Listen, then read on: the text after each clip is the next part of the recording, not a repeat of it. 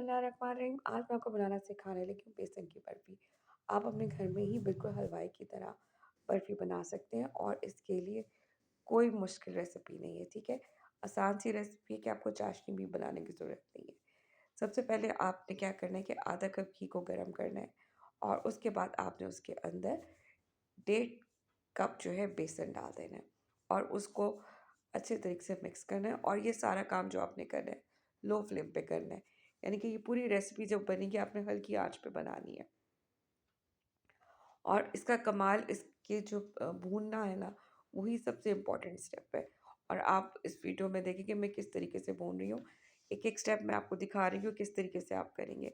अच्छे तरीके से इसको मिक्स करें और उसके बाद आपने इसके अंदर 1 से 2 चम्मच जो है सूजी डाल देनी है। उससे क्या होगा कि बिल्कुल बाहर की तरह दानेदार सी महसूस होगी आपको। और फिर आपने इसको अच्छे से मिक्स करना है। शुरू में आपको लगती है कि ये ड्राई हो गई है, घी बिल्कुल गायब हो गया है, लेकिन जैसे-जैसे आप उसको भूनते जाते हैं 5 से 8 मिनट के बाद, ये आपको हल्की-सी जो है ना, घी निकलना महसूस होना शुरू हो जाता है।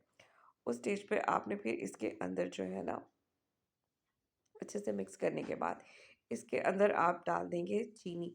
चीनी जो है वो मैंने पाउडर शेप में डाली है। ठीक है ना? ये मैं इसलिए आपको ज़ूम करके भी दिखाया है कि आपको नज़र आ जाए कि किस तरीके से शेप होगी, तो आपने इसके अंदर चीनी डाल देनी है।